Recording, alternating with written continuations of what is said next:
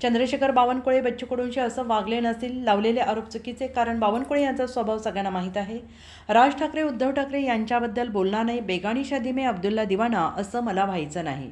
रेल्वेतील सुधारणा संदर्भात आपली अश्विनी वैष्णव यांच्याशी चर्चा झाली। नरेंद्र मोदींनी शरद पवार यांच्या प्रकृतीची केलेली विचारपूस ही भाजपची राजकीय संस्कृती, आम्ही वैचारिक विरोधक शत्रू नाही। ठाकरे एकत्र येण्याची चर्चा चालू आहे, त्याच्यावर मी आधीच सांगितलं आहे, बेगानी शादी में अब्दुल्ला दिवाना मला व्हायचं नाही। सर, मराठा आरक्षणाबद्दल आज सुनावणी होते, काय अपेक्षित आहे? आज सुनावणी नाही आहे, जी काही त्यांनी लिस्टिंग केलेलं आहे त्या लिस्टिंगमध्ये पुढचा टाइम टेबल काय असेल सुनावणीचा ते ठरवणार आहेत। आम्ही भक्कमपणे आपली बाजू मांडू आणि हा जो काही कायदा आम्ही तयार केलेला आहे, मला विश्वास आहे की आम्ही तो माननीय उच्च न्यायालयाच्या कसोटीवर आमचा कायदा हा वैध ठरेल अशा प्रकारचा आर्ग्युमेंट आम्ही त्या ठिकाणी करू। चाललंय, आमचे आता अनुभव लागले आहेत मागे, आमचेही त्यांना पूर्ण पाठिंबा आहे, त्यातल्या ज्या अडचणी आहेत त्या आपण दूर करतोय, त्या करू। तर वाघ्या मुंद्र्याचा प्रश्न आता पुन्हा तापलेला आहे, ब्रिगेडला परत पोलिसांनी नोटीस पाठवली। हो, मी तुम्हाला एक गोष्ट सांगू का, राज्यामध्ये खूप महत्त्वाचे प्रश्न आहेत, त्यामुळे कुठल्या या प्रश्नाच्या पाठीमागे तुम्ही बसलात?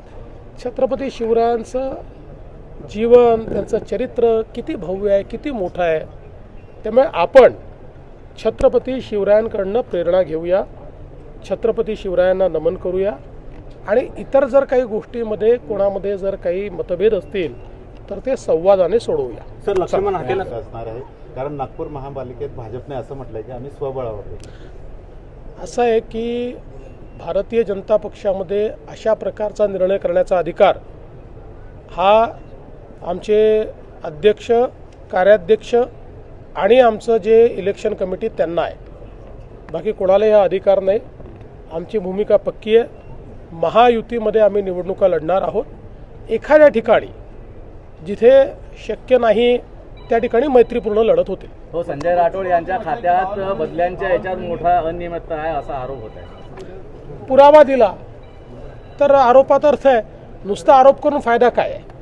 उद्या कोणी काही आरोप करेल, जर कोणाजवळ पुरावा असेल तर तो पुरावा त्यांनी नक्की द्यावा।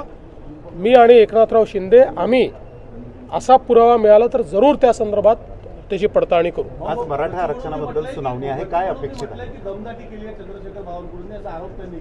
नाही, मला माहिती नाही, बावनकुळे साहेब असं कधी करू शकत नाही। तुम्ही ओळखता बावनकुळे साहेबांचा स्वभाव कसा आहे, कधीच दमदाटी करत नाही ते। त्यांना तो विषय संपलेला आहे।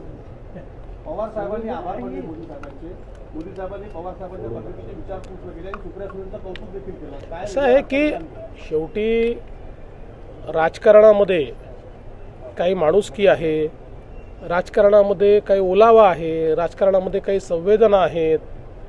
आम्ही वारंवार असं सांगतो की आम्ही राजकीय विरोधक आहोत, म्हणजे वैचारिक विरोधक आहोत। आम्ही एकमेकांचे शत्रू नाही, राजकीय शत्रुत्व बिलकुल नाही। त्यामुळे जिथे वैचारिक विरोध असतो तिथे वैयक्तिक अशा प्रकारची संवेदना व्यक्त होणं हे चांगलं आहे, हे सुदृढ लोकशाहीचं एक प्रमाण आहे। सर, अगले दिनों में इसमें कुछ बदलाव होगा या किस चीज में बदलाव करेंगे? राजनीति में कुछ फेरबदल होगी या फिर ये राजनीति में हर क्षण फेरबदल होते रहते हैं, लेकिन 5 साल तक हमारी सरकार रहने वाली है और हम तीनों साथ में ही रहने वाले हैं।